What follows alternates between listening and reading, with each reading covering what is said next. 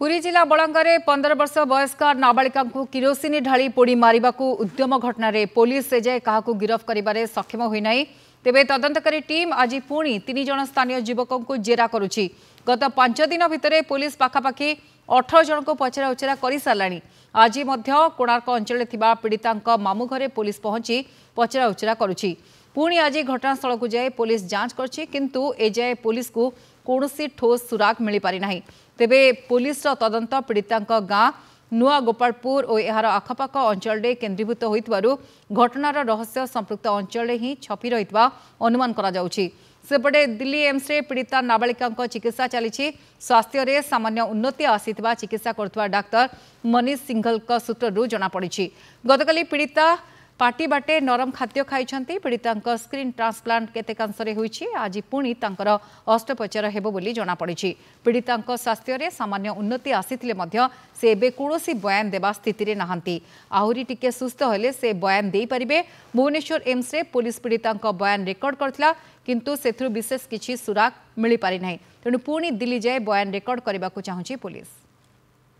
आश्चर्य कथा है, पुलिस डिपार्टमेंट किसी सुराग मिलूनी ना या एम लुचेक रखुच्च। आम जापर आम सन्देह करे आम सबुदिन जाऊँ से पीड़िता एठू एम्स गला। एम्स एयरलिफ्ट होगी बर्तमान दिल्ली में अच्छी अवस्था गुरुत्वपूर्ण।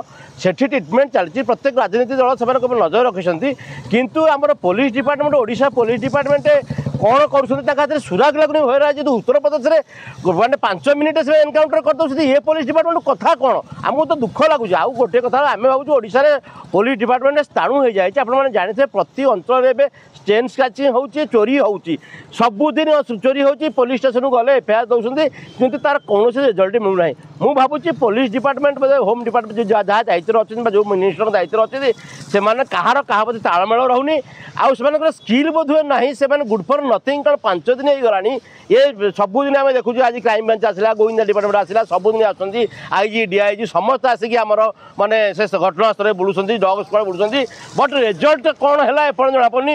ये पुलिस आसी तदन कर स्पेशल स्क्वाड तदन कर फरेन्सिक टीम तदन कर बाद एम कहीं पारे 3 दिन है आसिक क्राइम ब्रांच तदन कर माने तथापि कौन फल देखुं पूरा जीरो। आउ द्वितीय कथा हूँ कौन ना से झीटी पीड़िता आसिक पड़ला एम्स रे पाखापाखि 18 घंटा पर रहा मेडिकल रे, किंतु आम स्थानीय नेत्री जी देखा ना सी कौन ना घरे शोचुं कि देखला बेलू लक्षपति दीदी खाଇବା प्रोग्राम को गला बेलू पाखे समय अच्छी कि पाखे प्रशासन अच्छी पुलिस पावर अच्छी। कि गोटे झीटी देखा बेलू वो हाँ अन्य निर्वाचन होता तुम राज्यर मुख्य उपमुख्यमंत्री तुम उपमुख्यमंत्री थी तुम देखला बेलू पाखे पहुँची पारन। आप निजे देखुना तदंत होती कौन किसी तदंत नहीं, खाली तदंत चली आम पचारू फल ना। आज ओडिशा पुलिस कथा कहतु, क्राइम ब्रांच कथा कहतु, स्पेशल ब्रांच कथा कहतु, समस्ते लगी आज की 90 घंटार ऊर्ध है कौन निश्चार पहुँची ना। जो आम अंचलवासी गोटे सन्देह भितर अच्छु जे पुलिस प्रशासन एवं विभिन्न गोविंदा संस्था एभली गोटे स्पष्टकर्तार विषय को आज पर्यंत उद्घाटित कर पारि ना। तेणु आम भर सन्देह हो ओडिशा प्रशासन ओडिशा सरकार एत गोटे 2 प्रकार कथा करुँच जो गोटे पीड़िता को न्याय दबारे विलम्ब घटुची, जो आम अंचलवासी बहुत मर्माहत दुखित। गोटे झील आज 5 दिन पोड़गला केमी पोड़ा कौन है कौन नहीं से विषय पुलिस पाखे सामान्य सुरक्षा माने सामान्य सूचना नहीं।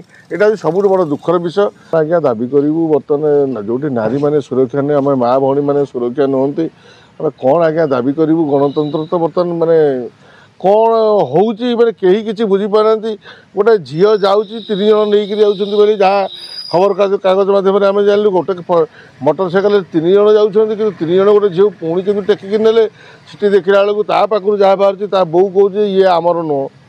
तेणु यहाँ हूँ देशपाई नुहे आम जाति विपद, नारी जाति विपद। मो एम्स रे आज पीड़िता को घटी स्वास्थ्य अवस्था अच्छी ठीक अच्छी। आज गोटे ऑपरेशन हवाई कार्यक्रम घटना अच्छी माँ बापा माँ एवं दादा जो मैंने अच्छा से भेटिली जो मैंने रेगुलर से रोच डाक्तर को कहवा अनुसार ଅଦର ଅର୍ଗାନ ସବୁଗୁଡ଼ିକ ଠିକ ଭାବରେ ଫଙ୍କସନିଂ ସବୁଗୁଡ଼ିକ କରୁଛି। ଆମେ ପ୍ରଭୁ ଜଗନ୍ନାଥଙ୍କ ପାଖରେ ପ୍ରାର୍ଥନା କରିବା ତାଙ୍କର ଇନଫେକ୍ସନ କଥାଟାକୁ ନ ଆସିଲେ ନିଶ୍ଚିନ୍ତ ଭାବରେ ପୀଡ଼ିତା ସୁସ୍ଥ ହୋଇ ଫେରିବେ ଏ ବିଶ୍ୱାସ ଆମ ସମସ୍ତଙ୍କର ଅଛି ଏବଂ ତାଙ୍କର ନିଶ୍ଚିନ୍ତ ଭାବରେ ସ୍ଲାଇଟଲି ଡେଭଲପମେଣ୍ଟ ହେଇଛି ଏବଂ ଆଜି ତାଙ୍କର ପ୍ରଥମେ ଲିକ୍ୱିଡ ଖାଦ୍ୟ ମଧ୍ୟ କିଛି ଖାଇବା ଆଜି ସେମାନେ ଘଟଣାଟି ଆରମ୍ଭ କରିଛନ୍ତି ମଧ୍ୟ ପୀଡ଼ିତା ମଧ୍ୟ ଲିକ୍ୱିଡ ଖାଦ୍ୟ କିଛି ଖାଇବା ଆରମ୍ଭ କରିଛନ୍ତି। ପୀଡ଼ିତା କିପରି ଝିଅ କିପରି ଭାବରେ ତାଙ୍କର ଭଲ ହେଇକିରି ଫେରିବ ସିଏ ହଉଛି ସମସ୍ତଙ୍କର ଗୋଟିଏ କଥା। ତାଙ୍କ ବାପା କାଳୁ ଯିଏ ମୁଁ ତା ସହିତ ମଧ୍ୟ ଭେଟିଲି ଦାଦାଙ୍କ ସହିତ ଭେଟିଲି ସମସ୍ତେ ସେଇ ଗୋଟିଏ କଥା କିପରି ଭାବରେ ସୁସ୍ଥ ହେଇକିରି ସେ ଫେରିବ ସେଇଟା ହଉଛି ସମସ୍ତଙ୍କର ମୂଳ କଥା।